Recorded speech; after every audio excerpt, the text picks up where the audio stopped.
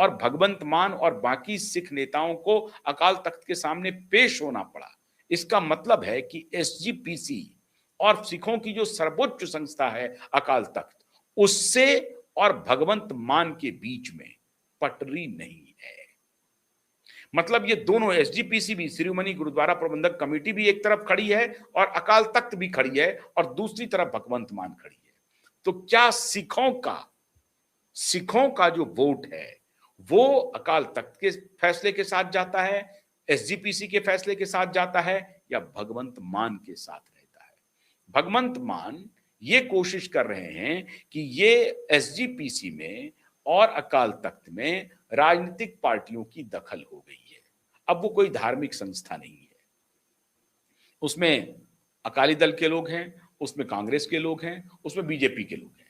BJP की उस तरह से कोई दखल नहीं है, लेकिन कांग्रेस और अकाली दल के ऊपर तो भयंकर आरोप लगा रहे हैं कि कांग्रेस और अकाली दल के लोगों ने अकाल तख्त और एसजीपीसी को कब्जे में ले रखा है और इसीलिए वो हमें बदनाम करने के लिए, सिखों के खिलाफ करने के लिए, वो खुद को सिखों के खैरख्वाह मानते हैं लेकिन हमको कह रहे हैं कि हम सिख विरोधी हैं। ये वहां पर राजनीति हो रही है। इसलिए उनको अब वो ये एक समय ऐसा आएगा जब वो कह देंगे मैं अकाल तख्त को मानता नहीं, और अगर ऐसी बात आई तो फिर सिख समुदाय के लोग किस प्रकार की प्रतिक्रिया देते हैं। अब दो खेल हो रहा है। अभी भारतीय जनता पार्टी ने वहां पे जो केवल ढिल्लन है उनको अध्यक्ष बनाया है।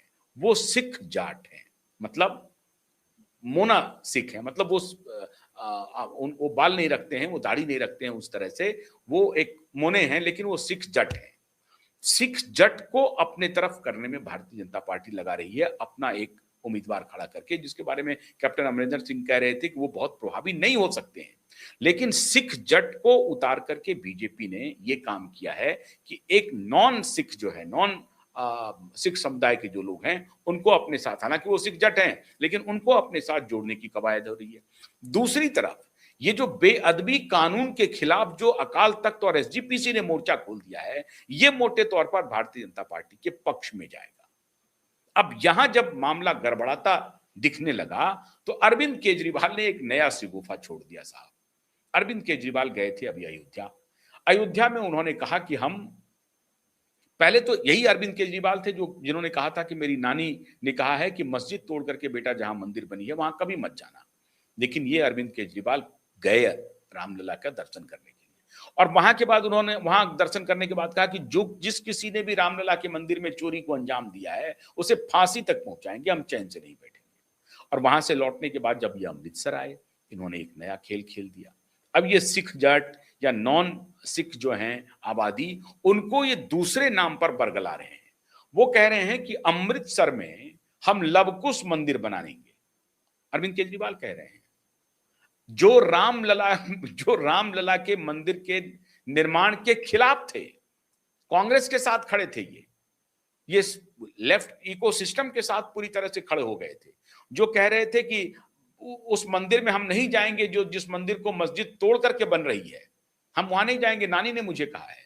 ये वहां जा करके अयोध्या में बयान दिया कि जो चंदा चोरी हुई है उनको फांसी पर चढ़ाएंगे, और वहां से लौट करके अमृतसर में बोल रहे हैं अरविंद केजरीवाल कि हम लवकुश मंदिर अमृतसर में बनाएंगे। मतलब जो नॉन सिख आबादी है उनको अब लवकुश के नाम पर ये इकट्ठा करना चाहते हैं। बहुत शातिर खिलाड़ी हैं अरविंद केजरीवाल। अरविंद केजरीवाल को पता है कि अब हम ज्यादा लेफ्ट इकोसिस्टम के सहारे नहीं चल पाएंगे, तो अब हो गया, राम मंदिर बन गया है, चंदा चोरी एक विषय मिल गया है, उसको हम एस्केलेट करते हैं, एक्स्ट्रापोलेट करते हैं और उससे जितना कुछ भुना सकते हैं भिनाने की पूरी कोशिश करेंगे अरविंद केजरीवाल। और इसके अलावा अब सीता मैया का सबसे प्रिय थे लवकुश, उनके सुपुत्र श्री राम जी के, तो लवकुश का मंदिर बनाएंगे और सीता मैया का मंदिर बनाएंगे।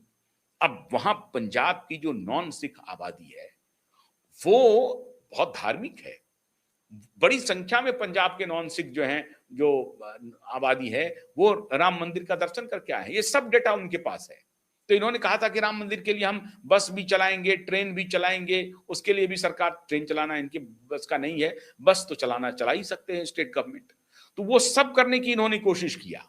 तो इनके पास पूरा डेटा होगा कि निश्चित रूप से पंजाब की जो नॉन सिख आबादी है वो बड़ी आस्थावान आबादी है, उनका धर्म कर्म में बड़ा भरोसा है। तो उन्होंने कहा कि रामलला के नाम पर तो हम वहां दर्शन कराए, वहां तो बोल ही दिया कि जिन्होंने चोरी की है उसको फांसी की सजा दिलवाएंगे। यहां इनको अपने साथ लाने के लिए माता सीता और लवकुश मंदिर का पासा फेंक देते हैं। इन्होंने फेंक दिया पासा ध्यान को डाइवर्ट करने के लिए, क्योंकि एक तरफ चल रहा था एसजीपीसी और अकाल तख्त की एक तरफ कार्रवाई हो रही थी, माहौल बन रहा था। तो ये बड़ी चालाकी से 28 जून को 29 दिन को पेशी थी, 28 जून को बड़ी चालाकी से इन्होंने प्रेस कॉन्फ्रेंस की पूरी धारा बदलने के लिए कहा कि हम लवकुश और सीता मंदिर बनाएंगे।